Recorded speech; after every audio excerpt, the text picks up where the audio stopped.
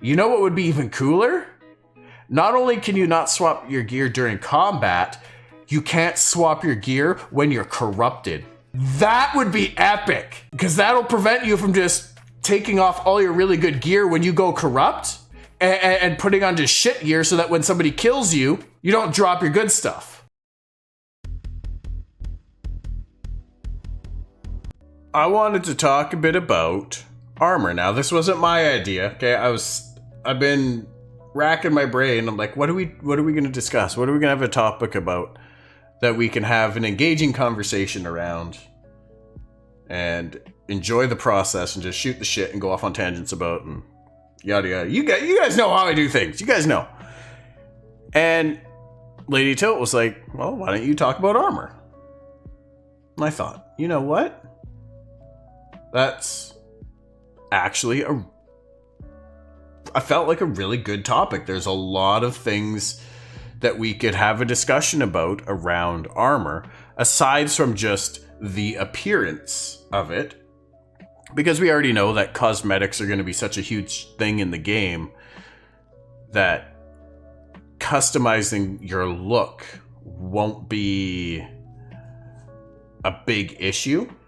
That being said, I do hope that there is some form of transmog system in the game where if you earn a piece of gear in the game, you might not get it as a cosmetic piece, but you could transmog that look over another piece of gear for that same slot. So right, let's say I got these white boots here and I really like these white boots, and then I level up a few levels and I get a new pair of boots, and stat wise they're way better, but they make me look like I'm wearing a clown suit, and I'm like, hey, I want to put the white boot look back on. That maybe there's a way that, because I've equipped these items before and I've acquired that look, that I can make my new boots just look like this, like a Diablo 3 transmog system essentially. So hopefully there's something like that in the game. That would be really nice to go on top of the cosmetics, but we'll have to see when that happens. High level bikini armor. Hey, you never know. You never know. You want to see my fat little dwarf running around in a bikini? Maybe it'll happen. I would absolutely wear that for you. 100%. Speedo. There you go. Topic here, like 1 hour long, take 15 minutes on the top. Yeah. Exactly. We could be over and done this conversation in 15 minutes and all carry on with our lives. But no. We'll find a way. Worry not, you guys. Worry not. We will find a way to stretch this one out. I feel like there's a lot of tangents, a lot of roads that we can go down talking about armor. I don't want to talk too much more about the look and appearance of armor because, well, what we just talked about, cosmetics, and if there's a transmog system, cool, you'll be able to customize your look at any time, pretty much, assuming there's an appropriate NPC in an appropriate level node. Beyond that, you're going to prioritize what's more effective for whatever you're trying to do rather than looks most of the time. Unless you're just hanging out in town, then maybe you'll have an appearance set. You know, like there's a cool concept art, the Denier armor versus Empyrean armor. It's the same set of armor, like stat-wise, level requirement, all that crap. That's all going to be the same. But the look here is very different as it is influenced by the race that's wearing it. Does make you wonder, though, and I'm curious on this. I doubt it'll be this strict. I'm sure there'll just be a certain level of magic, if you will, to how the system works. But if I'm a dwarf and I have this armor and I wear it, and then I out-level it and I go around and sell it to an Empyrean, does it just magically change its appearance to suit their racial profile? I expect it will, just to keep the economy flowing. I wonder if the armor material type will set the stats. To an extent, yes. I would imagine the material type will affect your mitigation. That's actually a really key conversation I wanted to have, is I do expect that material, so if a cloth armor versus leather versus mail versus plate, for example, any class can wear any of those armors and any matching, mixed-matched, however they want to do it.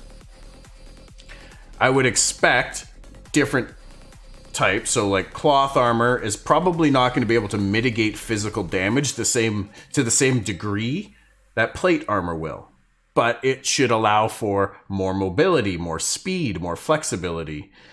And I wanted to... That was actually one of the main things I wanted to have this discussion around, is what pros and cons would you prefer to see around different classes wearing different types of armor? Did I phrase that well? Yeah, it will, I'm expecting. Yeah, I would expect that you can trade it amongst races without any issue and they can equip it. Armor's armor, right? Like, given all the races and such, and the fact that it is such a player-influenced community game, I highly doubt drops and such will be tied to a race. Yeah, I can't foresee it going that way, but the possibility is there, which is why I wanted to address it, but I don't foresee it being a thing. Whether it happens before or after you equip an item, I don't foresee it being a thing. It'd be a silly limiter that is very unnecessary. If we talk about armor types, racial weapons and armor, class weapons and armor characteristics, here we go. Robes, cloth, lighter armor is more mobile than heavier armor. Light armor is geared towards magical damage mitigation. Medium armor can incorporate robe, chainmail, and plate influences. Predominantly plate metal, but may incorporate other influences such as leather. Heavy armor typically has more HP than lighter armor. Heavy armor is geared towards physical damage mitigation. As far as armor pros cons for class, I would like to see the armor have the same base bonus penalty, while fighters and tanks can get passive bonuses to lower penalty. That's kind of what I'm hoping for as well, right? And I believe this comes from a very early iteration of pre-alpha class builds, that there is essentially a skill, a passive skill for every class for a specific armor type. A little bit more of a stereotyped armor pick, if you will. Like your casters are typically going to have armor passives geared towards light armor, i.e. cloth armor, where they will get if you choose to put your skill points into this passive, you will likely predominantly wear that type of armor, and you will gain maximum effect from putting your skill points in there. If you are choosing to not wear that type of armor, it would be unwise to put your skill points into an armor passive for an armor type you're not really taking advantage of. Your skill points would be better set elsewhere. And I like that what you're saying, Dread, about having that passive bonus kind of remove some, if not all, of the penalty for wearing that type of armor, depending on your class. Exactly. Like a tank should be able to wear a mitigation tank should be able to wear plate armor, and if they choose to put skill points into their armor passive, maybe it takes away certain mobility penalties. If you have 4 to 6 pieces of one type, would you get a buff or something? Now, I do believe they are planning to have sets in the game where you can get set bonuses from equipping X amount of pieces of those set. So that could be something in line with what you're saying. Sounds like Diablo. Hey, Gruntake, how you doing? Absolutely, but it's also in other MMOs too. At least it's in WoW, and it's been in other MMOs that I've played at least a bit, where you have sets that have set bonuses. But this, I'm talking more so about individual pieces of armor. So, for example, a mage or an arc wizard or whatever, a mage primary archetype is likely going to have a light armor passive, for example. And if you choose to put your skill points into it, it can give you bonuses, and at rank 3, each piece of light armor actually will increase your damage. To what degree? We'll have to wait and see. That way there is no inherent penalty for whatever gear you choose. However, you can be better suited for certain types, as you had mentioned. Yeah. So I would like that idea, right? Because if you're a mage and you're wearing a full set of plate armor, I would imagine and somewhat expect that you're gonna have a bit of a mobility penalty to that. It might increase your cast time by a small amount. I don't think it should be a crazy significant amount where you're basically just a pylon standing in the middle of the field, not able to do anything because you're wearing heavy armor. But you're not someone who excels in exercise of your physical body. Therefore, you're probably not as strong as someone like a tank or a fighter or even a rogue or a ranger for that matter. In arcades, you get something for having 5 of the same type. Then if you get 5 from the name, you get the set perk. Yeah, exactly. Right? It'd be a set. If you were to equip this entire set here, it might have set bonuses. They could be small or large. Depending on the level, it'll probably get better. Yo, Bochi. Hey, thank you for the feels good compliment, man. I appreciate that. Thank you very much. How you doing tonight, sir? And Dread with the gifted sub as well. Yo, thank you, Dread. I really appreciate that. Thank you so much, man. Bochi, refresh your browser, wrap up those emotes, make sure you thank Dread Katak for your gifted sub, and welcome to the Tilted Paradise, friend. Good to see you. There are two different things. So, like, I might not be understanding.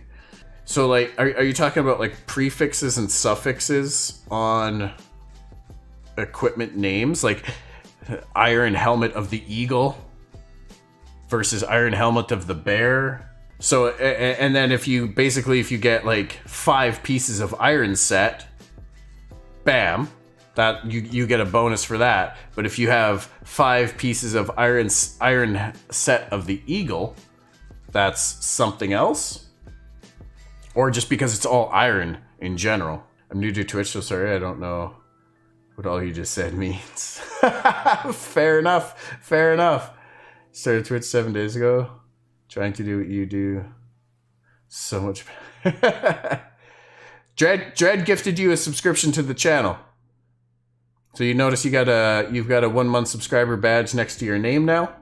And if you refresh your browser, you'll have some channel exclusive emotes that are available that you can use to your free will, either in this channel or in others.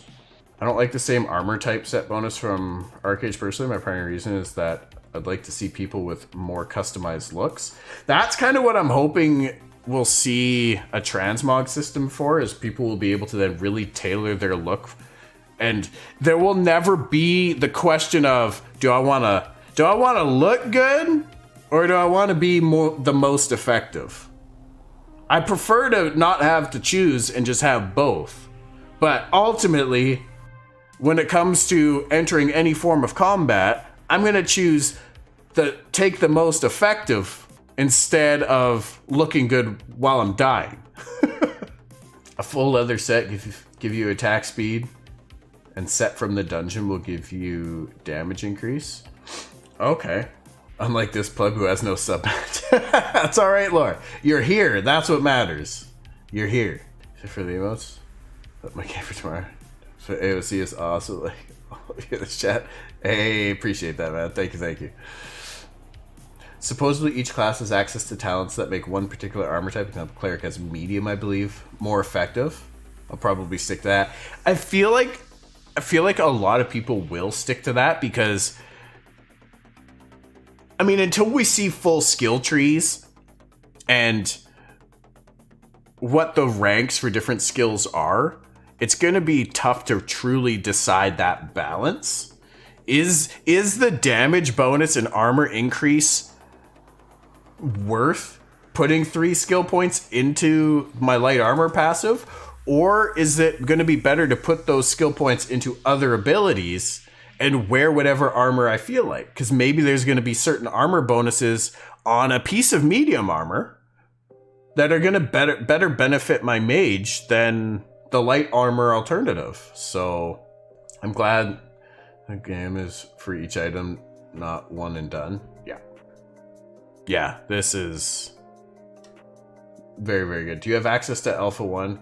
Will you stream it on the 14th of May if the NDA is lifted? Currently, I do not have access to Alpha 1, but I am planning on buying Alpha 1 when the packs do get released. And that'll be in mid-May or so, probably. And then I would expect... I'm hoping it'll be before the week-long trial in the third week of May. But I hope they release the packs before that. And yes, when I'm able to buy it, I will be playing it when the next window is open. I will be streaming it. I will be doing YouTube videos on it. Yes. Currently, I only do stream Ashes 1 day a week, and I do currently I'm doing Valheim on my other 2 streams on the week, just to kind of help pass the time, keep things fresh. But the other games are just there to pass time until we're able to play Ashes. Yo, Brown Race with the resub. Hi, guy. Thank you so much. The Lurk Master. I really appreciate the resub, Brown Rice. Thank you so much. How you doing tonight? It's possible that those talents aren't worth taking, especially for, say, a DPS class that needs to max out damage output. Exactly, and there might be certain skill modifiers that are just far more valuable to your play style and the role that you've decided to take than a little bit of extra armor mitigation is going to provide, right? If you're a rogue and you get a couple seconds worth of CC out of one of your primary abilities by skilling it up, to me that's far more valuable than a little bit of extra armor or damage mitigation, or even just passive damage. The ability to control the battlefield plays into your class's strength so much better, so much more. It will be reopening packs for Alpha 1, so anyone can likely buy in sometime in May. Yeah, we should be. I expect we'll be finding out more about the Alpha 1 packs at the end of this month during the developers update. That should be happening. When is that gonna be a thing? Likely next Friday, the 30th of April, I would expect. If you do not, could we team up to share the video on the 14th? I got access, but I'm bound to it. Hey, very well, maybe. If the NDA is lifted. Yep, we need to see the skill trees and know how they interact with augments. There's so much we don't know yet. So much we don't know. This is very early speculation, always. Not just speculation, but also it's a thought process behind where we're coming from based on what we see. And you never know. That might weigh in the mind during the development, right? There's nothing wrong with speculating or talking about it ahead of time if it helps to shape things going forward into more so what we want to see, or avoid things we don't want.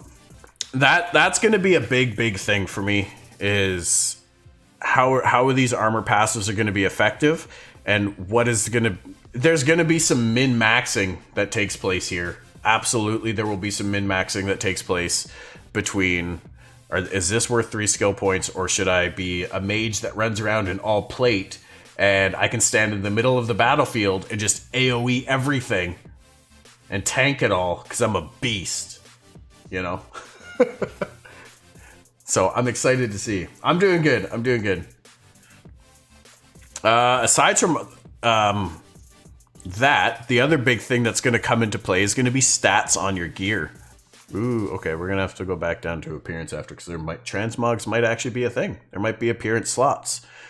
I don't think that everything would be available to that, but some things might. All right, but yeah, stats on gear. So this is going to be...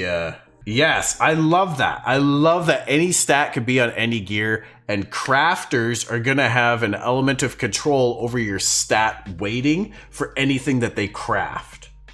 So if you have a leather armor crafter, a leatherman we'll call them, I suppose, why not? they will be able to choose, like, let's say their stamina, strength, dexterity, intelligence, your 4 basic stats, right? Leatherworker, there you go. Leatherman, leatherworker, you know. I got a Leatherman. It's one of those cool tools with all the attachments on it. It's like a Swiss Army knife, but pliers version of it, right? But a crafter is going to be able to choose which of those stats has more weight than the others. How exactly that system's going to work, we don't know. Basically, the understanding is there's going to be a dial that they can adjust for each stat to weight it accordingly. I imagine that there will be a total maximum pool of stats, and you get to distribute them throughout the 4 as a total within a certain degree. So that's super cool. And that will allow any class to effectively wear whatever armor they want and still be very effective with it. I love that. I absolutely love that. They're breaking away from that stereotype, even if the passive abilities might kind of lead into the stereotype a bit. Big piece of what the PvP meta ends up being. If the meta is line up as many archers as you can get and pew pew, then plate probably the way to go, regardless of what your skill tree says. Absolutely. Absolutely. The siege meta is gonna be crazy. Honestly, I feel like sieges are gonna be such a shit show of just death and mayhem. Like, if any of you guys have ever played a Call of Duty game in hardcore mode, multiplayer of course, on the tiniest maps that are available, and it's just a shit show. You just, like, you spawn, you shoot, maybe you kill something, maybe you die. Spawn, repeat. You probably get like 50 kills and 50 deaths in a match. I feel like sieges are going to be something to that effect, minus you won't be just spawning in the middle of the battlefield. But with all of the massive AoE and the class, the grouping up for the big class abilities where you get 8 of a single class together and they can summon a superpower type thing, there's a lot of factors of 8 that go into 250. That's for one side. So that's going to be a crazy, crazy battlefield. There's going to be death and mayhem everywhere. I don't know if there's going to be a way to discern what is friendly fire versus what is enemy fire. Leatherman Wave is your favorite. Plus add slots. Yeah. They can add slots to things, I do believe here. I believe? Because there's going to be gemming or augmenting it a little bit. 31.25 reduced. Exactly, right? So that's 31 massive AoE effects that could go off from one side, depending on the cooldown. Have a chat about the Star Wars Galaxy's crafting system worked and how I think that will carry into AOC. Yes, I would enjoy that. I hope the AoE spam isn't a huge thing. I don't want that to be the meta. You just lay down a whole bunch of AoE at any given choke point and just nothing can ever pass. Like, what? Why? What? That, I hope that there's limiting factors. We've kind of talked about that. The hope that AoE damage will be capped at a certain amount. So the more bodies that are within the AoE footprint to take damage, the lower the damage is for everyone else. If you fight back, you will go from green to purple as a combatant, even if you didn't initiate it. Essentially, yes. If somebody comes up to attack you, and this is in the open world, this is outside of organized PvP, such as sieges or caravan assault sieges. If you're out in the world, if somebody comes up and attacks you, and you fight back, you will turn from a non-combatant into a combatant. You will not go corrupt, because you did not initiate, but and in all fairness, you are encouraged to fight back and turn into a combatant. The death penalties are actually less for being a combatant. So if you were to just stand there and not attack the person who's trying to PK you or gank you, and they just kill you, they'll turn corrupt, sure, but you will suffer more death penalty than you would if you did turn around and try to fight back and still get killed. You will lose less stuff. So the system encourages you to try to stand up for yourself and try to fight back, which I do very much like. I want to be encouraged to try and defend myself, even if there's no hope in hell. And the fact that even if somebody is level 50 and you're level 10, doesn't mean they're automatically going to dodge everything that you throw at them. You will have the same chance to hit them for the same amount of damage that you would normally do, which is very cool. AoE spam would kill it for me. Mass knockdown stun spam as well. CC I can very much see being on some type of diminishing returns. But massive AoE damage definitely needs to be capped out hard in those types of battles. But even still, even if it was capped and you're only taking like 1 or 2 damage per tick, you could still try to run away with outflank. Absolutely. If you think you can get away or run to a few people that will maybe help keep you safe, definitely do so. But I almost always fight back too. It'll be one of those things that I have a hard time not to. Yo, JZ Wiz! How's it going, buddy? It's been a little while. How you been? Good to see you. Good to see you. TB became whoever spams AoE first in mass battles. Yeah. So, like, my thought is, let's say you've got an AoE. At most, it could do 100 damage per tick. If there's 10 people in your in the template, they will each take 10 damage per tick. If there's 100 people in that template, they would each take 1 damage per tick. Not very much. But now if you got 100 people spamming it in the same spot, now everybody in there is taking 100 damage effectively per tick. And that, just by sheer numbers alone, could be very, very deadly, very dangerous.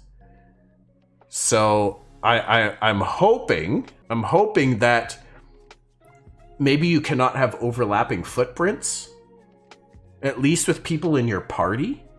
Might be a thing, but that could hurt the PvE aspect of the game as well. I don't know a really effective way of getting around that, but having a hard cap on the amount of damage that can be done as a total per tick, and it's modified per person based on how many people are within the footprint, I think is going to be step one. Or yes, as you're saying, Lore, AoEs do full damage, but only up to a certain maximum number of targets, and anybody else in that footprint just doesn't get hit, or it just alternates. It's just random who's going to get hit by it. Yeah, WoW had a decent system that was incorporated later on, but it still had its bugs. At least in TBC, it still had its bugs or loopholes, if you will. Not so much bugs, it was more of a loophole. Not sure how long spamming will last, if everyone will have knockdown and stun effects. The only other way I can see this being crazy effective is if the resource cost to use these AoEs is very high.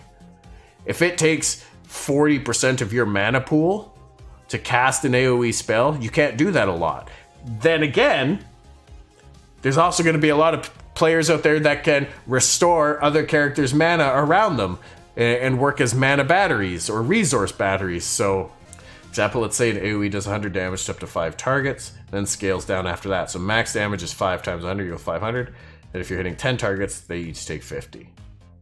But a single target will still only take 100. Yeah. I like how that system works, and I would expect to see something very similar in Ashes. But you do have the ability to stack multiple AoEs on top of each other. It is a way around that, kind of.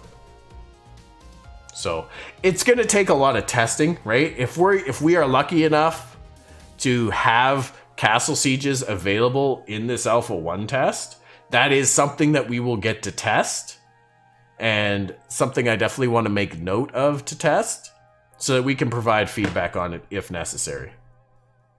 Maybe they've already got it and we just, due to not seeing it, are unaware of what their solution is. Maybe they've already gotten a really effective system to work around that. If not, I have confidence that through all the testing and through this community, we'll get there. Because that would totally ruin mass PvP combat, in my opinion. Avoid the Warhammer Online and launch. The meta instantly became whoever has the most damage casters working together wins. Yeah, I don't want to see that. I want to, like, I'm fully okay with who has the most coordinated group, who has the most people working together effectively wins. That's absolutely going to be a thing. If you've got 100 people out of 250 that are well organized in a Discord and, have a unified direction and everybody's got their roles and they're doing their jobs, versus the other team just having 250 people that are kind of random and solo. The group that has the 100 good and a plus 150 randoms, I shouldn't say good, I meant on comms, has a much, much better chance at winning that battle. They have enough ebb and flow and adjustment in a more uniform fashion that they can react properly to things. That being said, you also are going to have, especially for the defenders of nodes and castles, as they level up, just the inherent defenses built into the system, guard higher NPCs and the like. Everyone can use bows, so as long as people stay out of the AoE area, should be fine. I would imagine that, yeah, everybody can use bows, everybody can use whatever weapons, but I would expect that rangers are probably going to have, at the very least, passive abilities that you can skill into to increase your effective range with the bow. I would hope. I would like to think I'm more accurate, more deadly at a longer range if I've trained my whole life with a bow versus someone who's just picked one up off the shelf and decided that, hey, this might be useful in battle. Melee will be destroyed in AoE spam. And you know what? If that's the case, you might start to see a lot of melee classes donning cloth or leather armor, because that'll be your higher magical damage mitigation. So you might not even see, fighters wearing mail or plate or even leather, possibly leather.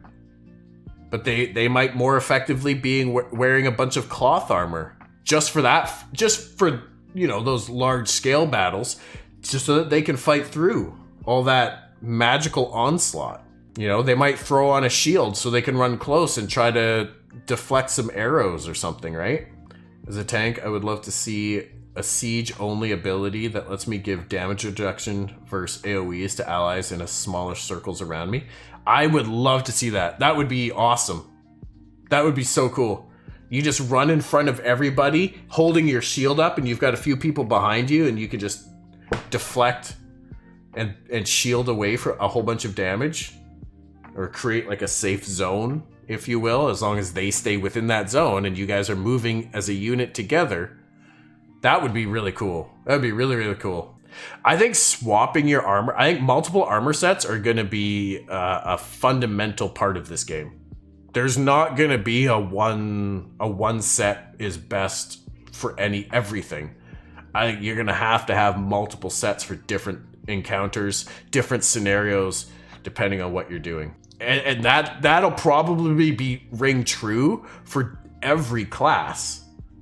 Even the support classes, even your cleric is probably going to want to have a set of really heavy armor for certain encounters or more PvP focused encounters versus just wearing cloth armor all the time. Or maybe cloth armor is going to be preferred if they're the target of a lot of magical damage. Called hybriding in RuneScape, you bring a switch. I fully expect to have 6 to 8 sets of armor for different situations. Yeah. I wouldn't be surprised if that becomes a normal-ish thing. So stats on gear. So this is where the crafting system, I feel, really shines when it comes to your gear crafters or your gear artisans. Is you're going to be able to have multiple sets. Crafting is going to produce top tier quality items on par with what can be received through drops, often supplemented by things that will be received as drops. But because they have control over stat allocation, there's core stats and additional stats. So additional stats might be things more pertaining directly to your class or to your role. My understanding is gear will have certain extra effects to them. That they're not necessarily, I guess in a way they're like augments to skills and abilities, is my understanding. Correct me if I'm wrong. Well, I guess you can't yet. Because the only way you can really know that is if you've played the game. So we'll have to see if that's going to be a thing. But I do believe that your crafter does have an element of control over that stuff as well. So it really creates a situation and a scenario where having multiple types of armor, it can be very, very effective. And you could even have, you could play the same type of build, I would imagine then, because you could go for the same types of bonuses and abilities on different tiers of armor. Kind of how I imagine that. In the same regard as fighters and avoiding AoE with light armor, I want to see mages and plate doing melee AoE stuff. Absolutely, right? Like that might be a thing. I'm just going to go out there, run around, group up a bunch of enemies, and then AoE them, and they're all going to come and attack me. And maybe I've got some spell pushback resistance or something, so I can just cast that same thing on top of myself, kill everything, and boom, there you go. Anyone confirming that is talking out their ass? Absolutely. Absolutely. But yeah, so that's super exciting. Yeah, see, they'll be able to assign different skills, abilities, and stats on gear. I hope that they don't, Twidget. I would hope that they don't allow armor swap during combat. And I can imagine that it will not be allowed while you're in combat. You know what would be even cooler?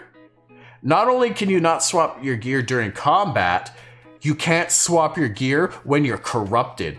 That would be epic, because that'll prevent you from just taking off all your really good gear when you go corrupt and putting on just shit gear so that when somebody kills you, you don't drop your good stuff. Assuming you were able to store it in your freehold or somewhere safe, right? Exactly. That has to be a thing. You cannot swap your gear once you go corrupted. When you're a combatant, absolutely. When you're a non-combatant, of course. As long as you're not in combat and not corrupted, you are free to swap your gear as you please. Or locked into some other thing, of course. But sure, cloth will have the spell buffs. Grumpy Guy, that might actually be a thing too, right? Is certain skill abilities that can be added to armor might only be available on certain types of armor. You might not be able to add a spell power bonus, for example, to plate armor. It might only be available on cloth or to rare extents on like leather. So that would be an interesting spin on that. But I feel like that would really take away from the desire to wear armors that are kind of outside of your stereotypical role. So personally, I hope that's not in there, but it might be a thing. But cloth armor will certainly be more effective at mitigating spell damage, whereas plate armor will be the most effective at mitigating physical damage. And then your middle armor will be kind of middle grounds of both. Dumping your gear will be a thing if they don't limit it for corrupted. Absolutely, it would be. In Tibia, we wore shit gear in the start of PK rampages. Well, if my intention was to go out and be a dick and just start ganking and PKing people, I'm gonna swap to crap gear before I do that. Before I go corrupted. Not saying I'm gonna be that guy, okay? I'm not planning on being that guy. But if I was planning on doing it, okay? If I was gonna premeditate my murder, I'm gonna go at it appropriately and not risk everything that I have. Anybody that's planning to go and do that, unless they're just like, hey, I just want to face the challenge, they're not doing it right. And that's where being a bounty hunter will, well, not even being a bounty, that's where being an unaffiliated bounty hunter. So I'm not actually a proper bounty hunter. I'm just a dude out there going to hunt these folks. I don't care if I go corrupt in the or become a combatant in the process. I'm just out there to hunt them and take their gear while I have a stat advantage in PvP. Because remember, if you're a bounty hunter, you don't have a stat advantage fighting corrupted players. Thought they can take items from your bags? Yes, from your bags. If you're corrupted, depending on your level of corruption, certain gear slots on your person become available for looting. So it's not going to be, you know, I think your weapon is like a tier 4 or tier 5 level of corruption before that unlocks to potentially drop your weapon. So not all gear is going to be looted the moment that you're corrupted. You'll have to go through various stages to get there. But the second you go corrupted, if you were like, hey, I'm just going to go kill one person and go corrupt, I'll just put on shitty boots and gloves and then go kill them. And then all of a sudden you're put in a situation where you have to now, or maybe you just choose to kill another player or two, but you didn't take off your other good gear, and then someone comes along and kills you, well, you might have just fucked up real bad. I hope it isn't either. I don't think it really will be, due to Steven's comments around that topic of not wanting to be so restrictive. You're talking about the skills and abilities that might be available on certain types of armor, Dread? Have a side PK alt set up for PKing? Yeah, essentially. Confirmed strat. I'm not gonna do it! Unconfirmed. That's called ragging. I like it. It's very appropriate. I like it. That was related to armor bonus effect. Okay, yeah, that's what I thought. Yeah, I hope it's not, and I would expect it won't be. Otherwise, it kind of defeats the purpose of allowing classes to wear other armor when all the incentive is to only wear one type of armor. I do like that there's passive skill bonuses should you choose to wear a certain type of armor. But you can opt into that. If not, you can choose to put that benefit elsewhere. Which I love that. That's the player agency. That's what this game is built around, right? So stats on gear. Gear slots are 16 gear slots in Ashes, 8 armor, 5 jewelry, 2 weapon, and 1 ranged. This is for everybody. And you can wear everything in these slots. If it's available to you, it's available to me. Okay? The only exception that I am aware of to this is bards, I believe, will have a 17th slot for a weapon, an instrument. And that was speculation because I think the bard, as far as a lot of its design, it's still on the table. So that was one possibility. That's a lot of gear slots, but you think of other games. You know, that's 5 jewelry slots is a lot. That's a lot of jewelry slots. And I'm used to seeing 3, 2 rings and a necklace. Unless you counted like trinkets from WoW, then technically there would be 5 if you wanted to count those as jewelry. 2 weapon slots in range though, that isn't abnormal. And 8 armor slots, you got head, shoulders, knees, and toes. No. Seriously, heads, shoulders, chest piece, cape, pants. Everybody's got to wear pants. Gloves, bracers or wrist guards, boots. There you go. There's 8 armor slots right there. So you're pretty standard. Having 2 weapons plus a ranged, very common. But obviously, if you're using a 2-handed weapon, then you're only going to have 1 weapon and 1 ranged instead of 2 weapons and 1 ranged. I would expect 5 jewelry. Yeah, exactly. Could be 2 earrings as well. Steven wants cosmetic look and customization to be huge, so individual pauldrons and stuff. And this is where I'm hoping that the transmog system will be a thing, because it should be. There's going to be so many different looking characters in the game, with all the cosmetics in the shop that has been out so far, all the cosmetics that will be available in the game, plus just your regular armor looks. And it's not like these armors are bad looking, you know? Head, shoulders, knees and toes, Exactly. You get the jingle. Well, it was like 17 slots. I think so. I think it would be 17 because they have all those same slots there, plus the some classes have 17 slots. So your paladins have their Librams, your druids have their idols, or shamans have idols. Shamans have totems, druid have idols. They have the extra little modifier trinket type thing. That'll likely be something like what bards have. That's only available to bards, and it'll be their instrument. So it's a pretty 16 gear slots. I feel is normal, at least basing that off my experience in WoW. FF14 has a great customization system and easy to use for gear sets, because you can swap your job on the fly. So I assume that means you can also swap your gear set on the fly as well. Is that correct, Twidget? Still not sure what class I will play, waiting for further along. Yeah, I know what class I want to play right now off the top of my head, and what I'm like, if it's available in alpha, what I will be playing, and that'll be the Ranger, progressing into a Scion.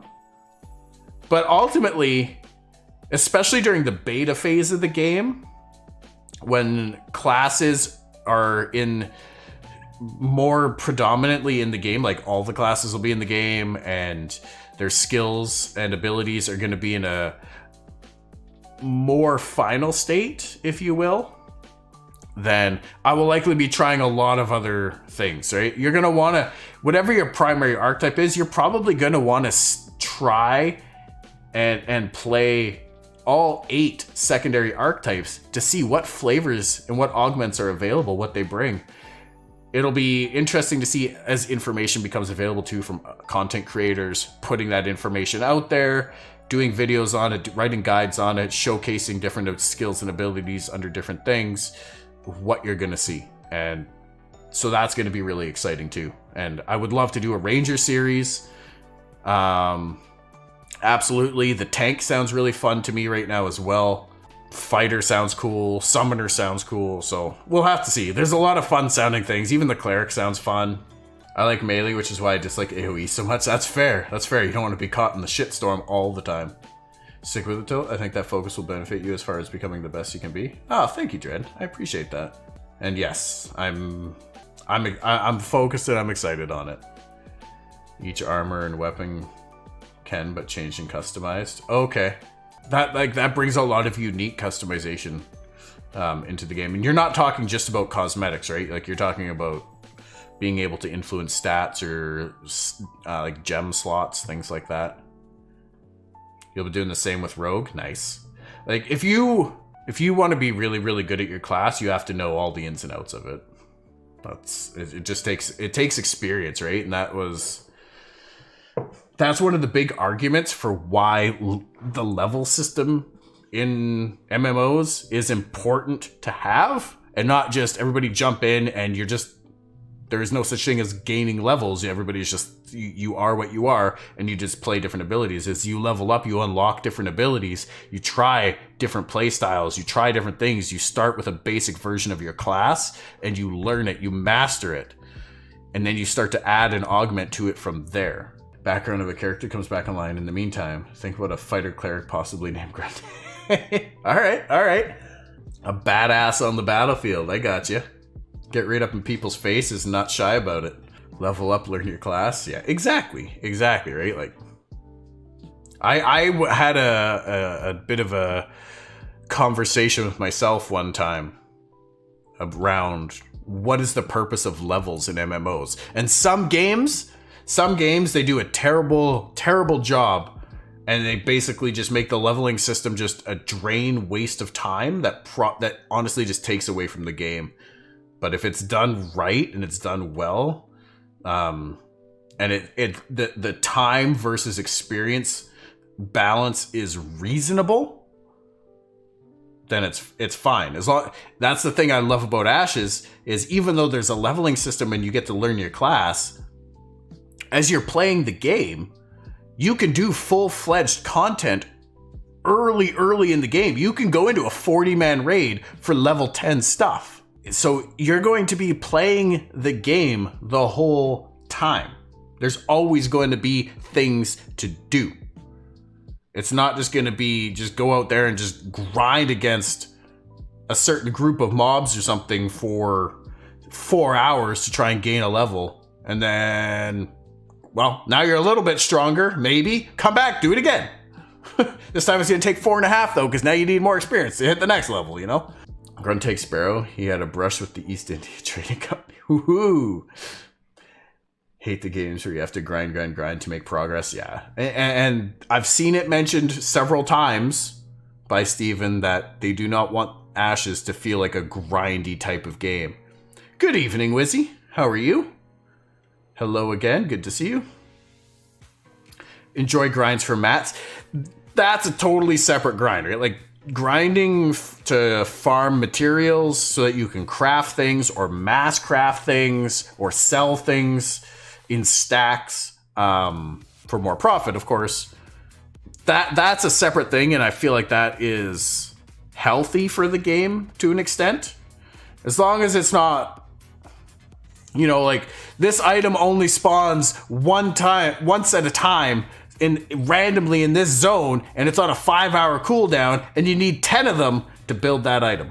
That's when you've got 5,000 people actively playing on a server at any given time or more. That's a problem. Hopefully that won't become an issue, and that'll.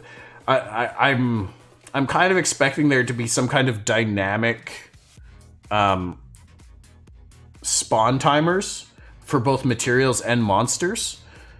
I feel like that's something that can happen now. Like I think we have the technology where based on how many people are in a zone or how many people are active on the server, spawn times may adjust on the fly to an extent. Always enjoy getting rich on games. I probably would if I ever was able to do it. My ass is broke in every game I play. The only game I can get rich on is Diablo 3. That should say something. I'm broke. My ass is broke as fucking wow. But then again, I can't find the drive or motivation to just go out and farm for gold either. Like it bores the fuck out of me. It's just so dry in that game. That's why I was starting to level a mage before I kind of took a step back from the game. I was starting to level the mage because the AoE farming, at least that posed a new way of playing the game and a new bit of a challenge that I hadn't experienced before. So I wanted to do that, but I've taken a step back from WoW Classic for now. Maybe we'll go back when pre-patch and TBC and all that stuff gets a little closer, assuming Ashes isn't available at that time. But right now I'm having fun in Valheim. Arcade, I never got to max level and I don't need to. The dungeon and levels are based off the gear level. Oh, interesting. So you can go and play any content at any time regardless of your level. The difficulty will scale with you. That's kind of neat. So you never really outgear the content then, as long as it's well tuned. It puts a bit more focus on the mechanics of your encounters. That's a neat way of doing it. And Ashes will have a little bit of that built in a way. I give too many mats away to make money. Yeah, that happens too. Made a Mooncloth farm on WoW Classic. Nice. Now you can upgrade it to Spellcloth and all that jazz. Broke in a game. That's sad. Yeah, I've heard a little bit about Arcade. I've never played it, but I keep telling you, you're going to end up working for me. Daddy Lord will take care of your gold days. All right. We'll see. As long as your employment is fun, I shall be down. I'm done with WoW Classic as it stands. D2 will be my thing, I think. Fair enough. I'll work for you until I don't, right? Not sure if I'll play. Yeah, I'm in the same boat. I don't know if I'm going to go back for TBC at this point. I had high hopes for it. I really, really wanted to play it. I was super stoked on it for a bit. And then just, it almost felt like a switch went off inside. And I'm just like, I don't want to play this anymore. I sat down one night and Lady Tilt didn't want to come down and play. She wanted to chill. And I was going to log on and play by myself. And I logged on and I was playing my paladin, and I immediately just felt like something was off. I went into a Warsong Gulch, I think at level 19. Bad idea if you're not a twink, by the way. And then I was just, I obviously got my ass handed to me. Ended up leaving the battleground because we were just getting farmed. And I haven't touched it since. Honestly. Actually, that reminds me. I need to go in and cancel my sub because there's no point in having it. So, I don't know if I'll go back for TBC right now. I loved TBC back in the day. But now with Alpha 1 sales opening up and Alpha 1 dates quickly approaching, my time's going to be busy on Ashes regardless, so for the love of God, don't play Arcade. No, I have no intention to. That has become such a pay-to-win game, hasn't it? I had high hopes myself. It switched off for me as well. Nostalgia kick wore off. Yeah, maybe that was it. Maybe it was just the nostalgia kick wore off. I never played that version of WoW back in the day, so it was neat. I got burnt out on raiding with the guild that we were in, that we were raiding with for those few weeks. Or a couple months, I guess. It would have been nice to progress further and experience other content that I hadn't experienced before, like Blackwing Lair or like AQ40. That would have been really cool. But it feels at some point that nostalgia kick wears off and I'm just done. Yeah, exactly. Mainly wanted a good game, not the nostalgia part. I'm hoping that TBC looks to be that way. It looks like they're willing to make some changes to the game to try to make it improve for everyone. I love that they have it in a beta test right now so that they can tune things and adjust things. But honestly, even if I really was super keen on going back and playing TBC, at this point, if they don't do anything about all the bots and the gold that flooded into the classic economy and kind of reset that to an extent, I'm turned off. Again, because I'm a broke fucking player, but I'm just turned off of it. Arcade Unchained instead of pay to win is daily to win. Oh yeah, no thanks. No thanks. I already play a mobile game that's both pay to win and daily to win. And I don't pay, so I would play TBC if all my cool homies were playing, but no such luck, yeah. It's definitely more fun with people to play with. I'm still looking for something to play till AOC comes out. That's kind of where I landed on Valheim for now. I am really enjoying that game right now. I know it probably won't last forever, but by then we'll have Alpha 1 access, I'm hoping. So we'll see. And it'll be curious to see what the schedule looks like after June as well. Because who knows, we might all of a sudden be without any access to the game for a few months before another phase of Alpha 1 or before Alpha 2 kicks off. We'll have to wait and see. I would imagine that there's going to be another phase of Alpha 1 after May, or after June, sorry. But I doubt we're going to get that schedule until at least into June. Mid to late June, if anything.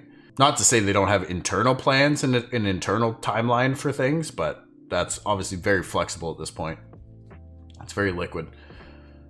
If I played TBC, I would pure PvP, play nothing else. That's all I ever did back in the day. I didn't really do any raiding. I raided Karazhan and Gruuls and Mags. I never went anything higher than that. I think I did one Serpent Shrine Cavern ever. Beyond that, I was a Battleground junkie. 100%. Love my Battlegrounds. Jackbot Games, here we all come. I've heard of this Jackbot Games. What is that? Hell yeah, Jackbot Games. Oh my god, I love Valheim. I have the final boss to dispatch for the first time. Nice, Gruntag. Good luck. Good luck. I'm tomorrow night, we're gonna play some more Valheim, and I'm gonna go for that second boss. We're gonna down that second boss tomorrow. I feel like with the upgrades we were able to make at the end of stream on Monday, that we might have a chance. Yeah, all that's scheduled is month of June so far. Yeah, exactly. It's fun to watch me Valheim it. Nice. I'm happy that it's entertaining to watch. I have a lot of fun streaming it and playing it. It'll depend on how that goes. Yes, it's going to be very heavily in future schedule is going to be very heavily influenced how this test phase goes. Jackpot games are like couch party games. Ooh. Okay. That could be fun. I started in TBC and have fond memories, but I also didn't have a job, kids, house, life at that point and was able to no life it. Same. Lore, same. I was in college, I think at the time, coming out of high school, going into college, or no, I was in college, I think, when TBC came out. And even after college, I was still playing it. So, but yeah, no kids, no house, living at home with my parents. I would go out and hang out with my friends on at least one night on the weekends, a couple nights during the week. Beyond that, yeah, I was probably no-lifing on WoW. And nowadays, you know, wife, kids, full-time job, work, content.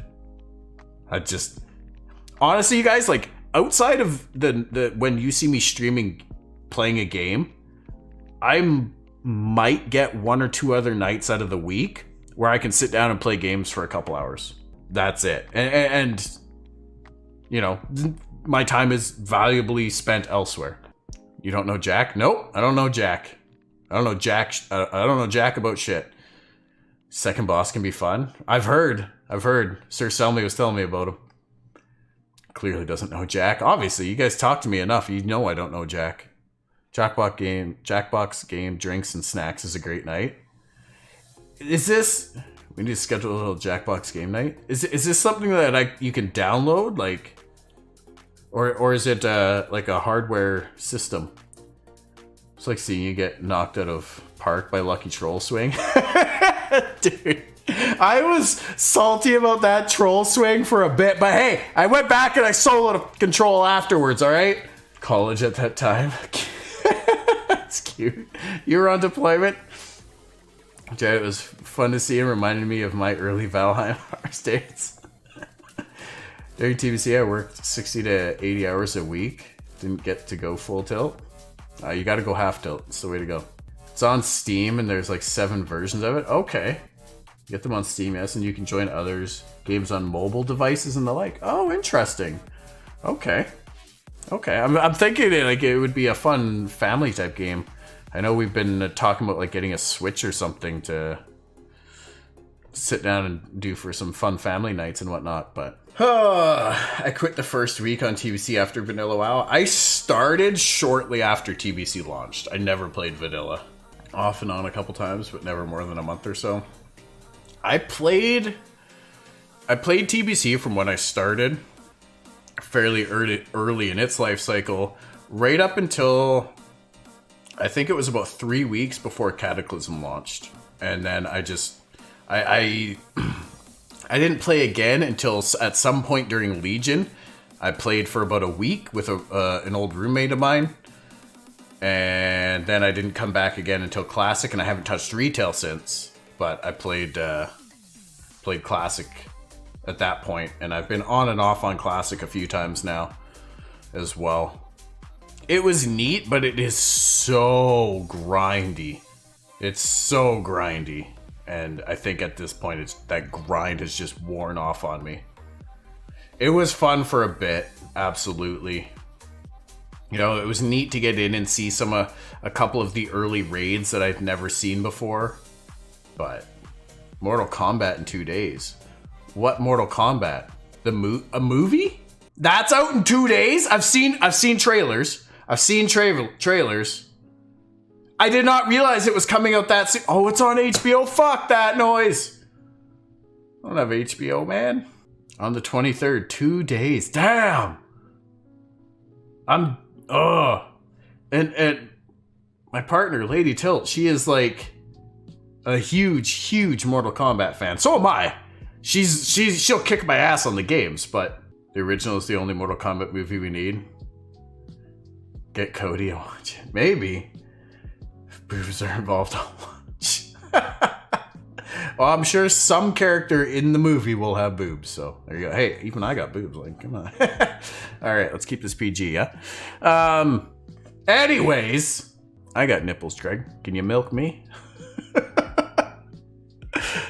If you don't get that movie quote, just understand that it came from a movie, alright? So, racial weapons and armor, they're not... Okay, hey! Meet the tilts. Yes, exactly. There you go. Meet the tilts. We were speculating about this earlier, and obviously, what we were hoping for, what we expected is true. Armor is not race locked. Beautiful. Good. That's all we need to know. But it will take on a racial appearance. Exhibit A. Racial appearance of gear is focused on armor, not weapons. So weapons will be unique to their design, and they will hold that design will hold true regardless of what race is wielding it. Racial appearance of gear sets is tied to the character model of that race, plus racial influence of how the gear actually looks. Again, Exhibit A. All right, so appearance. Gear is intended to be realistic in appearance, which is really nice. It's really good. I feel like for the style of game that Ashes is, a little bit of realism in the gear appearance is important. Not oversized weapons. Sorry, Final Fantasy fans, Cloud's not going to be running around with this Buster Sword. Armor will not be overly sexual in appearance. All right, so there will not be any Speedo or bikini. Sorry, Sargard. You're not going to see my dwarf showing off his hairy self. Kalar all the way. That's going to be your race of choice, grumpy guy? Boo. Put my boob armor. I'm okay with that. It's a game anyway. So happy my lady cares won't look slutty, right? I mean, if you want them to, just take off all your armor and you'll just run around in whatever rags or make up the underwear. But ultimately, that's not what the game's about. It's as visually appealing, and as much as sex might sell, it does take away from the realistic aspect of what armor is intended to do.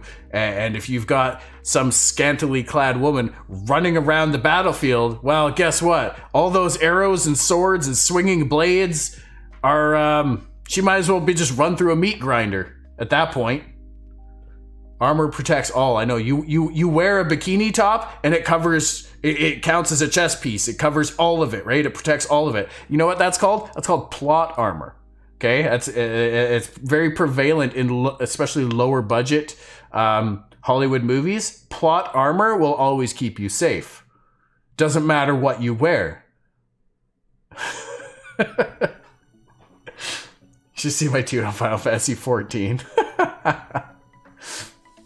Armor protects, yeah. Armor is intended to distract your foes. Sure, I suppose there's an argument there. But that's when that super pretty Kalar lady comes up and slides her armor legs up a little bit, and just you see the hairiest leg come out. Tell me that wouldn't be so much more distracting. When they just, the cringe factor, they can't even see past the squint in their eyes, and then off goes their head. Open pizza in your armor for flexibility and more. Yeah, exactly. Armor will take on racial appearance. Cosmetics can be used by all races, but there may be slight variations to make them work with the body builds of each race. Players can change gear colors using dyes. That's awesome. Helmet display can be toggled on and off. Awesome. Hair will likely be masked if helmet display is toggled on. Fair enough. I mean, if you had really long hair and you're wearing a helmet like this, it would be nice to see it coming out the back to an extent, but it makes much more sense from a design and development standpoint, a programming standpoint, to just hide the hair if you're wearing the armor. Just turn it off, and then you don't have to worry about trying to, visually represent all of that. I'll find a dwarf wife. I will be playing a male dwarf. I will not be your wife. I will have my own. She sits right over here. She's currently over there cutting someone's hair, but yeah. Particle effects are used to denote the importance and rarity of some weapons. How do you guys feel about auras? Right? Like a glowing color effect around pieces of gear. So yeah, to denote the importance or rarity of the item, whether it's weapons or gear, or something that shows off maybe the personality or character trait of your character. Like if you're a really evil character, maybe you have a bit of a red aura about you that's kind of like wavy and whatnot, to show that you are more in line with the corruption versus someone who very, very much, has never ninja looted in their life and has a very holy aura about them. I mean, never PK'd in their life. Sorry.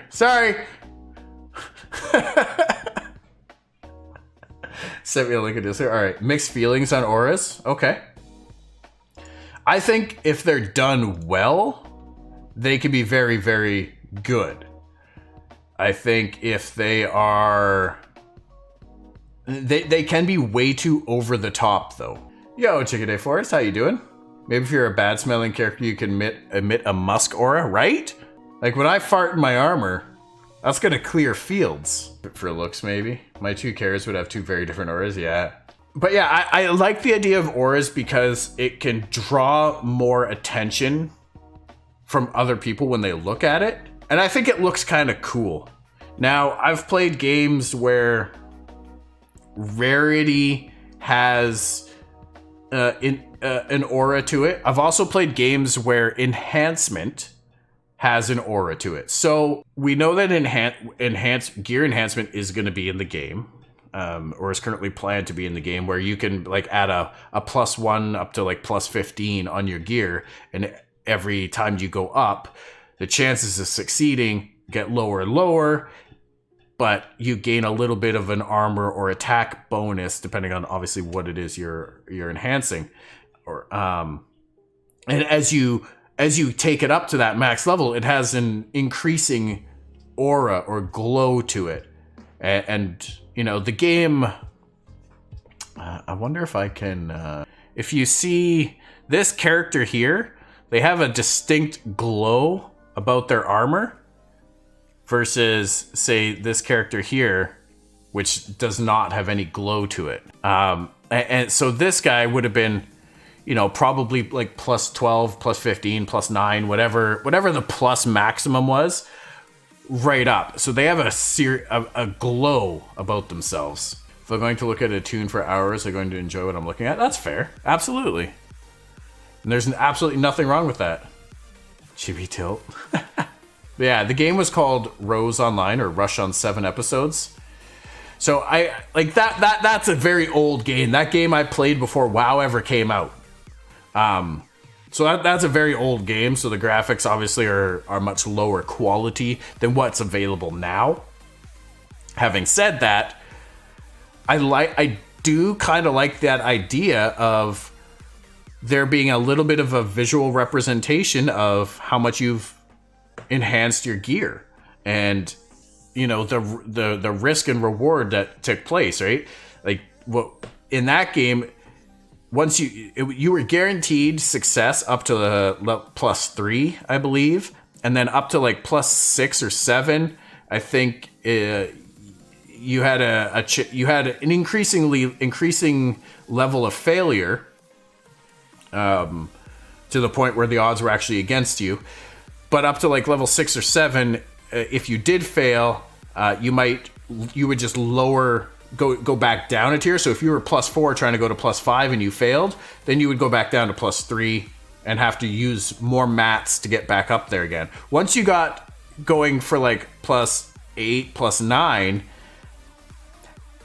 if you failed, the gear would actually break and you lose it outright. It's gone from the game. It's deleted. So to get to those levels, they had a much larger glow to them. What was nice about that is when you saw somebody with that glow, you could be like, damn, they're either really lucky or they have farmed for years to get there. Or in that game, they hacked. But the point being the same, right? So I think it could be done well, and I would like to see particle effects or auras to an extent for that. Did I ever play EverQuest? No, I did. I have not played EverQuest. Auras okay if it's like lines through the armor. It could be represented in many different ways, and I feel like with the level of detail that the art team in Ashes has, that it could actually be made to look really cool, and it just enhances your character look. It doesn't take away from it at all. It doesn't overpower the look of your gear and armor at all. It just augments and enhances it. I feel like Ashes absolutely has the team that could do that. Is newer to the MMO scene, which is why Ash is going to Mage, am I right? Hasn't played any of the ancient bad boys like Dark Age of Camelot, EverQuest, Ultima. Nope, never touched any of those. Never played ESO, Star Wars Galaxies. Okay, it's gonna be a lot easier for me to tell you what I have played than what I haven't played. So Rose was my first one. After that, I followed some people that I met in Rose over to WoW. Granted, quite a while after they went to WoW. Then I went to WoW. I played that for a long time. Then I played Star Wars: The Old Republic, and I was enjoying that until I had a bit of a falling out over some customer service issues, which I now do not care to play any EA BioWare game. Easy, since most of their games are shit anyway. But I've only bought like 1 or 2 of their games since then. Actually, no, it's a lie. I've probably bought like 4 of their games since then, but still. After that, I think I might have played Rift a little bit. The first Rift. My cousin, I think, had that, and I borrowed it off him, and I played it for a bit, and I never got that far in it. What else? I've dabbled a tiny little bit in Guild Wars 2, more recently, mind you. But I think I've only got up to like level 20 or something like that. As far as MMO goes, that's probably about it. I tried Ion, A-I-O-N. I tried that. I barely played it. Yeah, that's my MMO experience, ladies and gentlemen. Hence why I went back to WoW Classic, just so I don't have to learn all this other stuff while I'm trying to focus and learn Ashes right now. Don't want something else clusterfucking everything up. And Tibia instead of those. I don't think I ever heard of Tibia. Early MMO. You never played them? That hurts my soul. I tried Guild Wars 2, never got hooked. Yeah, I couldn't get hooked on it. BioWare pre-EA games was good. Yep. Yeah. I had only ever really played EA games for their NHL series. I learned that going outside of that was a bad mistake. I've learned that the NHL games don't do it for me anymore. They haven't for years and years. Like the last one I bought was like 2016. And I probably barely touched that because it just got too much. Dark Age of Camelot was good. UO was best. EA takes games, IPs, and destroys and or locks them away permanently. Yeah, you know, like what Activision did to Blizzard. Star Wars Galaxies and Final Fantasy 11 was great. I did play Final Fantasy 14 for a bit too. That one, I started it on console, and that was right after my Star Wars WoW days, and I had such a hard time, like the targeting. I remember the targeting system just infuriating me. And I did turn and try to play FF14, I think, for a little bit on PC as well, but just for some reason I put it down, and I just never ever went back to it. If you want to talk about other types of games that are they're not directly MMOs, but I got really into Destiny and Destiny 2 for a few years. And really quite enjoyed those games, but I really wasn't a fan of how Bungie interacted with the community and how they ignored a lot of what was really broken in the game in terms of overpowered items and shit. So like a lot of the community, I ended up walking away from the game, and I haven't looked back. But Destiny, Destiny 2, I played the crap out of those games. I was good at them. I loved them. I was not amazing at them, but I was good. FF11 was great. Out of your MMO experience, which one was the most fun with guildies? That's a tough question to answer, Applebottom, and the reason being is I never got really ingrained in any guilds outside of WoW and Destiny. Destiny, I really enjoyed because I was playing it with real-life friends, and we would just sit down, have some beers, play the game, like, every night. So I very, very much enjoyed that. WoW, I've played with a lot of guildies, a lot of different guilds, and it was fun to do that with guilds, but at the same time, sometimes I like to just, throw on some music, just sit down and just chill and play. And I do that a lot, and I know it'll be the same in Ashes. As much as community is a huge thing, there's going to be some times where I just want to put on my headphones, listen to some tunes, and just go just go kill shit or just go explore.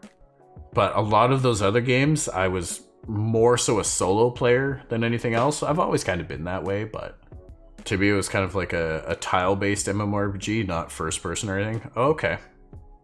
I've played a lot of RPGs and JRPGs in my life, especially growing up as a kid before I ever really had a computer or internet access for myself to just sit on the computer and enjoy. I played a lot of RPGs and JRPGs on like PlayStation 1, PlayStation 2, even PS3. Most fun with guildies for me was Ultima Online, but my GMs for a time would make the quests we wrote up happen for us. Oh, really? Well, that's kind of cool. Outrider is the thing now. I've heard of this Outrider. Haven't really seen it or played it. On WoW, I didn't do the guild thing a lot. Yeah, that's fair. Like, there's not, outside of doing raids, trying to organize some PvP, there wasn't a lot of guild stuff happening. It just became a condensed group of people to reach out to for professions, if you will, and just another. Maybe it was a lot of the guilds I ended up in, or the people that ended up getting recruited into guilds, but usually guild chat just turned to shit. It was just a smaller version of the Barons chat. But at the same time, I haven't played retail WoW in many expansions, so just ran around STV protecting noobs about it. Nice. Rift Guildmates was most fun for me. Made some friends, killed some challenging raid bosses, even helped raid lead it fast. Nice. Yeah, I was in the original TBC. I was part of a massive guild on our server. We had hundreds of people in the guild. It was a problem. It was too big. I didn't like it. And we were a casual guild, and we struggled with like Karazhan level rating, mostly just due to certain individuals. But I was an officer in that guild, and I wasn't doing raid leading per se, but I kind of was like the backup for it. And yeah, I remember just being a bit of a shit show. Too many people, it was too stressful, and I don't think anybody really knew. It grew beyond anyone's control or capability to handle, and it just eventually went out for that. We played 3 games together, but now each play different ones, waiting for AOC. Fair enough. I've got like a lot of my old gaming buddies that I know IRL. Since none of us work together anymore, we haven't played a lot together. At least I haven't played a lot with them, but they're primarily console players too, so I suppose you can try Outriders if Valheim wears off sooner than expected, since you like this. Okay. If it's very similar to that, I might. I might need to get a controller for it, because my mouse and keyboard FPSing is not amazing, let's say. But then again, with practice, maybe it could get there. You play with mouse and keyboard, that's fair. I mean, I'm sure I could learn it, and now that I don't have just one of those tiny little mouse pads, I've actually got one of the full desk mats. I feel like it would be a little bit better, but I don't think... I've got an MMO mouse right now with all the buttons on the side. I wouldn't want to use that for an FPS type game. Like, not at all. Because I find even just like navigating around my computer or video editing, I accidentally hit those buttons all the time just because it takes up my thumb grip. So I would definitely want to get a much more just basic 2-button mouse, I think, for if I was going to actively play a first-person shooter. I last played PS2 for those PC all the way. I've had every PlayStation up until PlayStation 4 Pro. I had the PS4 originally. I upgraded to the Pro at some point, and it made it. I had a 4K TV at that point, and it just like blew my mind away playing Destiny 2 in 4K. It was the most beautiful thing I have ever seen in a video game to this date. I do expect that Ashes will shatter that. I've now got this sexy 2K monitor beside me that my new work sent me, that will become one of my gaming monitors once I get properly set up. It'll be my primary gaming monitor. They also, tangent, They also sent me, I just got it today, a Logitech Brio, ladies and gentlemen. Apple bottom, I am Pacific time. Yo, Enrico Holanda, how are you? I'm sorry if I didn't roll that R. How are you doing? Appreciate the referral check. I use a controller for Final Fantasy 14 on my PC. I don't think I could do it for an MMO. The targeting drove me insane. But yeah, I'm super excited. Like that is a decent webcam upgrade. So I will likely be making the change on my stream setup over the weekend, because I'm gonna probably have to go and reconfigure a lot of my lighting settings and things like that within my camera program so that it functions and make sure everything is incorporated. It just came today. I'm like, I don't want to risk trying to set it up and screwing it all up before stream tonight, and not gonna have time to do that tomorrow either. So G502 Hero mouse here, nice. I don't know which one that is, but very nice. I've got the Logitech G1, I think it's called. But yeah, it's got all these buttons on the side. It's got, actually has 3 buttons on the front, or on the top, like the old school ones. But this one on the right essentially works as like a control button.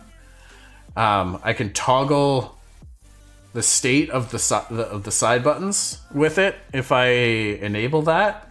And it's just like, I don't know that I need that much, man. I really don't know that I need that much. It's got a button on it that I can adjust the DPI settings on the fly. I can actually cycle through a few different DPI presets on the fly, and I can change those in the software. Like, it's almost too much. It's almost too much, but I have found it very, very handy to have all those extra buttons to keybind things to. It's been very nice to have. And I needed a new mouse regardless, because my old one was glitching the fuck out. I swear, every time I was bitching and yelling about it on stream, Lady Tilt would look over at me, just give, like, what's wrong? Why is this a problem? And then she tried to play with my mouse one day, and she was like, oh, I see what you mean.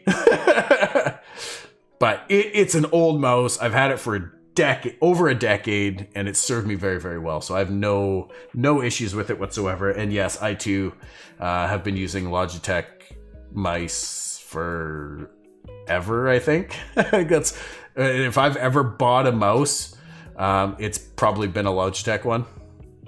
I have no complaints. I prefer wired over wireless because there's just way too much wireless interference nowadays. And I've had issues with that in the past. And quite frankly, as long as you've got half decent cable management, which right now I've got shit all over my desk, it's just been accumulating clutter. It's not the best, but you know, it's got a nice braided cover going over the cable as well to help protect it and keep it from tangling up and being annoying and whatever. So it's been good. All right, let's wrap this up because I'm getting hungry, you guys. I want dinner. Where are we at? Weapons are able to be sheathed. That's normal and expected. We like that. Crafters are able to influence what their crafted items will look like. And if I understand correctly, crafters will also be able to kind of create their own mark, their own stamp, if you will, that they will be able to put on their crafted items, or will automatically go on their crafted items, so that when an item is made by somebody, it'll have their mark. You'll be able to tell who that's made by. So a little bit of prestige in the world of crafting, if you will. So that's super exciting. Wireless mice tech got really good in the past few years. No difference from wired. Really? Okay. Like even with a lot of other like Bluetooth and wireless things going on in the environment, you know, Bluetooth headphones, cell phone, Wi-Fi, like no glitchies or performance issues there. I've had interference in the past, which is why I ask, but all right, I think Naba shared something here. Oh yeah. Oh, dude, look at that skull. Look at that skull. So Naba is taking some art courses right now to be to go towards game design. This is his skull, ladies and gentlemen, that he's hand drawn with pencil, by the way. That's pretty solid. You should show him the very first one you sent me, because that's the limit of my ability. But I believe you, but I also am not going to stop buying wired unless they stop making them. I'll get wireless. I forget to charge it. Well, that can be a problem too, is forgetting to charge it or when the battery starts to wear out. But they're pretty good about that nowadays.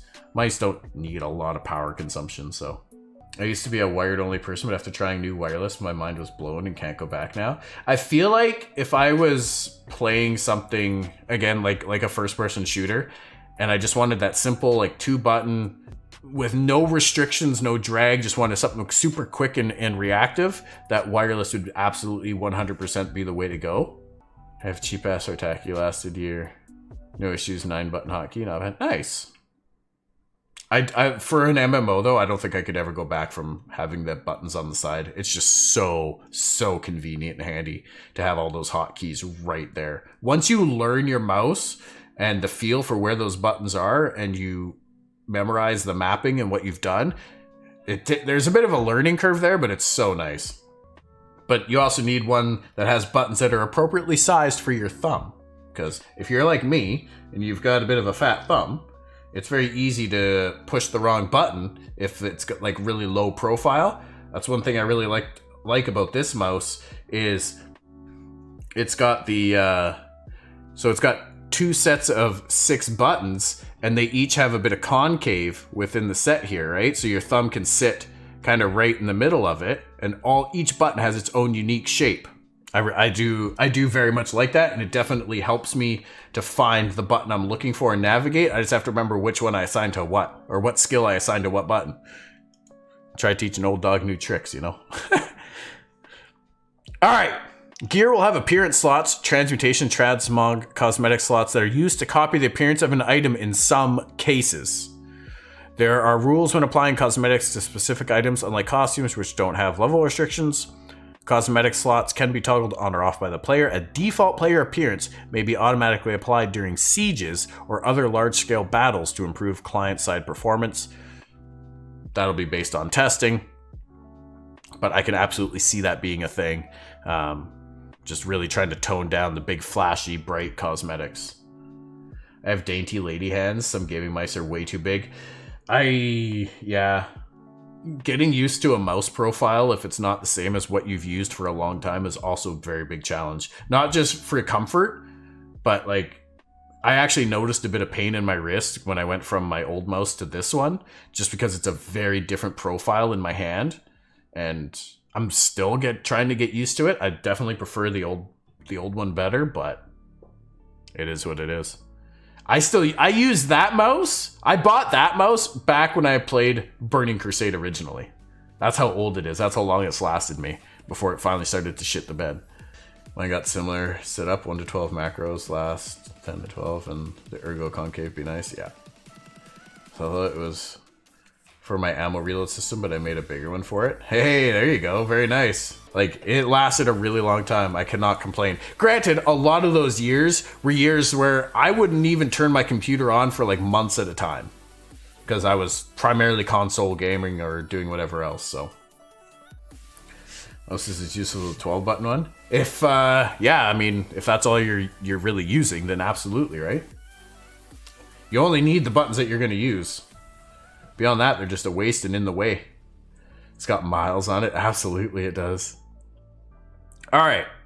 So there will likely be transmog slots, but there might be some certain limitations behind what can be transmogged on what, and how transmog options are acquired.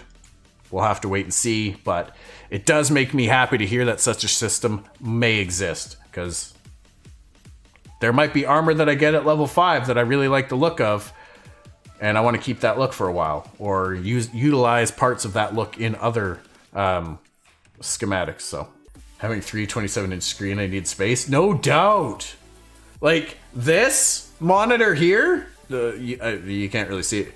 This thing here, that's a 27-inch. That's my current monitors. I think might be like 21.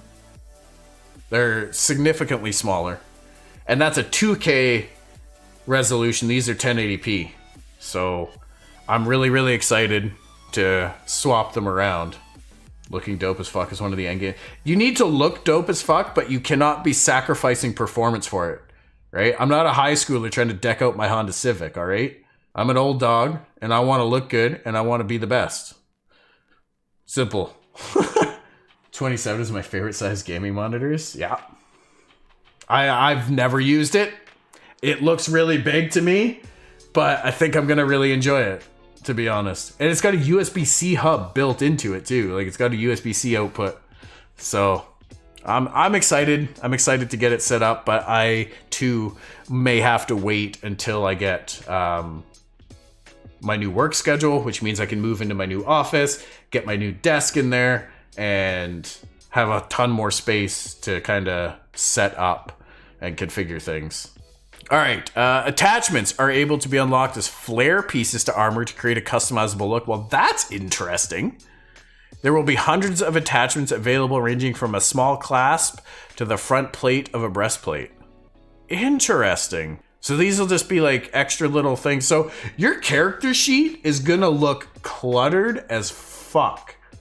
You're gonna have your 16 gear slots, plus you're gonna have all the cosmetic, like almost one for all of at least the tangible armor and weapon slots. So what's that? Like another 11 slots around that. Like, you're killing a laptop while watching Twitch. I appreciate your dedication, Wizzy. But like that spectral eye. And the Spellbreaker's gauntlets. I remember some of these coming out. Some of these were more recent cosmetics. I'm guessing most of these are from cosmetics to an extent. Oh, look, there is a ring there. So there's some cool things here. And I think we've seen some of these attachments before on stuff. Man, my stomach is yelling at me right now. Need to get on everyone's level. Yeah, well, hey, stock for PC upgrades right now is slim pickings. I guess a global pandemic that sends everyone home will do that. But that's something that I am also looking to do, is build a new PC. I want to do a couple upgrades to this one and give it to Lady Tilt, and then build myself a new one. Show the desk. What, this desk? This desk is a cluttered mess. I don't know if my camera cable will pull out far enough to do that. Bear with me for a second here. Let's see what we can do. So that's my computer there. And then that's my current desk. So I made this monitor shelf myself, and I put LED strip lights underneath here, so I can change the color of it as I please. And I've got just the two monitors here. There's the mic, the boom mic. Got my soundproofing up there. But yeah, that's my mess of a desk right now. So I'm super excited to get a new one. I get to expense a new desk from work, which is really cool. I'll be getting a sit stand desk that is significantly larger than this one, and it'll be going straight into the new office. So I'm super excited about that. Lady Tilt has pretty much the same setup as me, minus the mic. Actually, no, she has a mic too. Never mind. But yeah, same shelf, same LED light strips. You know, $20 light strip, just cut them to length and wrap it around in a full big rectangle of them. But maybe once I get fully set up in the new office and get everything set and configured, all the decorative and everything done the way we want, maybe then I'll do a video showcasing the room and the station. But we're really excited because we're going to be able to make it, like, it's going to be my work office, yes, but it's also going to be kind of like our cave. So very excited. All right, dyeable items. There's going to be dyes in the game, which is super cool. They will be craftable, and you will be able to put them on some gear and change the color of things to an extent. Backers only armor skin. A unique thing, okay. And gear sets, known as tier sets, are going to be in the game. Ooh, that's some sexy looking Empyrean plate armor. It's not fully colored and rendered, but it is there and beautiful. Best in slot. There's not really going to be best in slot gear. There might be best in slot for this specific class in this specific encounter, but as we were talking about earlier, there's likely going to be a need to have multiple gear sets if you want to be your most effective self throughout a variety of content, whether it's large-scale PvP, small-scale PvP, large-scale PvE, small-scale PvE. There might even be gear sets that are really dedicated towards one of the artisan traits or something within the node that takes place. So you are likely going to see a large variety of armor sets per character as you progress later and later into the game.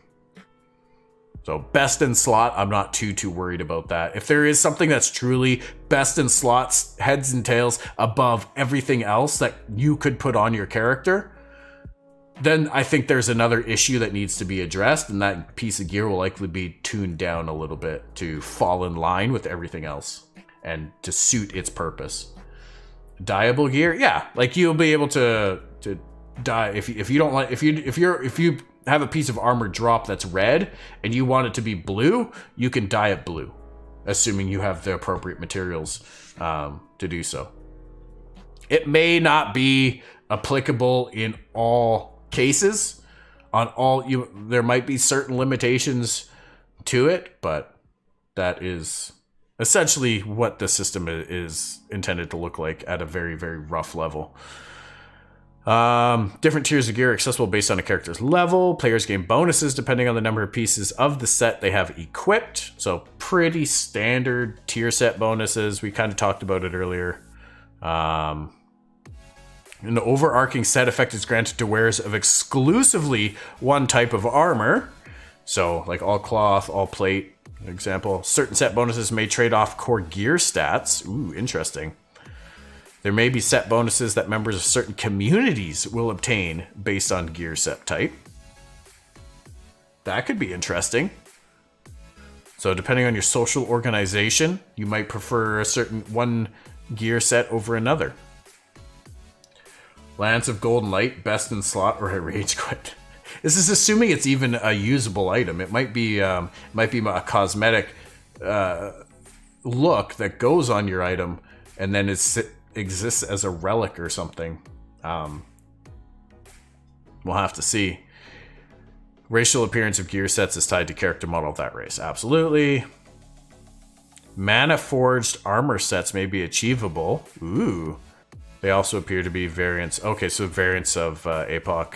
Gear enhancement. So we kind of talked a little bit about this. Try not to. So power stones or runes can be applied to weapons to add elemental or energy types of damage. Gear enhancements do not increase an item's level requirement. So there will be various types of enhancement. There will be ones that are unlocked through PvP seasons as well. And you will need to maintain your performance throughout later PvP seasons in order to keep those enhancements or enchantments running. So at this point, I don't know if there's going to be gems that you can slot into gear, but there might be enhancements such as power stones or runes that you can apply to gear. There's also going to be the RNG level of enchanting, what we kind of talked about earlier, where you go +1, +2, +3. At least that's how I interpret the system, to increase its power or damage mitigation. What else is going to happen? I don't know. Over-enchanting items comes with a potential risk that the item decays or is destroyed. So that could be similar to the system I talked about earlier, where trying to go from +4 to +5, you fail, you actually have a chance to go back down to +3. But if you're trying to go from like +8 to +9 and you fail, boom, your item's destroyed. It's gone forever. Go out and get a new one, or go craft a new one and try again. Level it all the way back up. There's strategies around how to effectively do that. They're very costly, very time consuming, but typically then you would want to have two pieces of the same gear. So if you're going to have a Sword of the White Wolf, for example, and you wanted to enchant that up and you now have it at +7, you know that if you try to take it to +8, you have like a 2% chance of it succeeding to get to +8. And if it fails, it's destroyed. What do? you get a second Sword of the White Wolf. You wait until you get that one to +7 as well, so that you have a backup. You try to take one to +8, doesn't matter which one.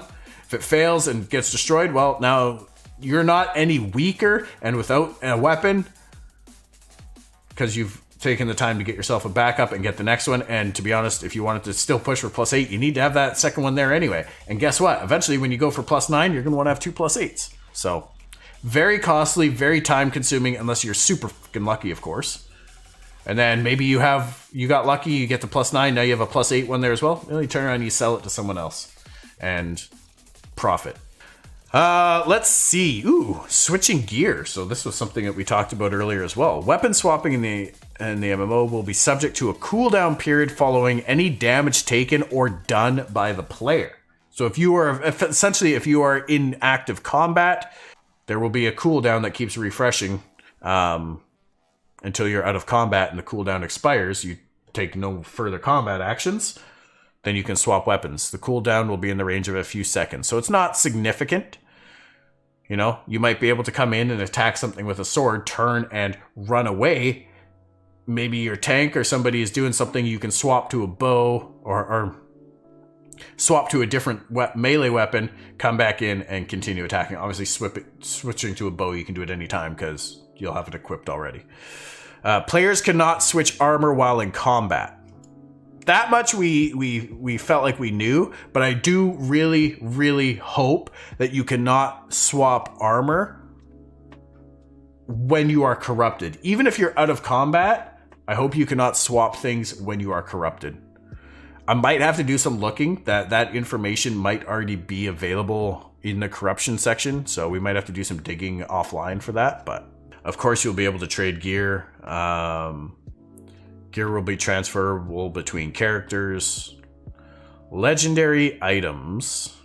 Legendary items, there's a small RNG chance of looting rare and legendary items or crafting materials from mobs based on the level, status, and type of mob. Legendary equipment is only dropped by legendary world bosses. So we'll have a roughly 6 to 12% improvement in base stats subject to testing and balancing. So they have a pretty large ballpark there of 6 to 12% in terms of increase in base stats over the next lower tier of gear. So it will be fairly significant, but it will be extremely rare, and in many cases might even be limited to how many of those can exist at any given time on the server. It's more likely that materials and recipes are going to drop versus completed items. You will need high level masters in artisan classes in order to craft that legendary gear, and that legendary gear or crafting might take you all over the world to try and do as well. So there will be an inherent risk of transportation of goods there as well. Bias against murderers? Not at all. Time y'all. Behave yourselves. All right, Laura, have a good night. You take care. If I can't swap gears or PK, I won't PK. I like to PK. Well, that's the point, right? If you PK and you go corrupt, you now have a chance to drop your gear. The point is that you can't just switch out all your good gear to shit gear, go store your good gear in your freehold, run around as a corrupt player. Now, if you swapped your gear before you decided to go out and PK to just shit gear so that you weren't at risk of losing your really good stuff, that's fine. Have at it. But I think when you're corrupt, you shouldn't be able to lose gear. Wizzy, I forgot to ask, how did your painting and renos go the other night? This is really cool. Discovery of legendary items will unlock further chapters of lore. That's exciting. That's really cool. And legendary items are not intended to be temporary, meaning they're not going to go away unless you destroy them somehow. The only thing I'm really curious about here that I don't fully understand, and I do kind of want to ask clarification on, is the enchanting system. And by destroyed, do they mean like the item is gone for good? If you over enchant the item, or if it fails to enchant, is the item gone for good, or does it go into a completely destroyed state but can be repaired if given proper materials to repair the item? Like basically its durability just gets taken to 0, and then you can repair it, bring it back up so you don't lose the item entirely. That's one thing I really want clarification on. Assuming my understanding of the enchanting system in general is correct. I think so as well, Grumpy Guy. I believe I heard that as well. It's just the word destroyed to me implies that it's basically deleted from the game and you have to go get a new one. Still don't have a shower, but bathroom is painted. Shower should be done tomorrow, provided my husband and I can keep vaccine side effects at bay. Ooh, yeah, I've heard those are nasty. So good luck. Hopefully they don't overrun you guys. In Arcade, it's gone. In Arcade Unchanged, it became locked. You cannot wear till you fix it. Yeah. When I played Rose, it was gone as well. So we'll see. Anything else you guys want to add to this discussion here? I know this was a bit of a longer one than we normally do, but I feel like we covered a lot. We also went off on a lot of tangents, which was always a lot of fun. We'll see. There might be some questions in there for the upcoming live stream, which I suspect will be next Friday, the 30th of April. So, same to everybody. You guys stay safe. I appreciate you. Love you all. Thank you so much.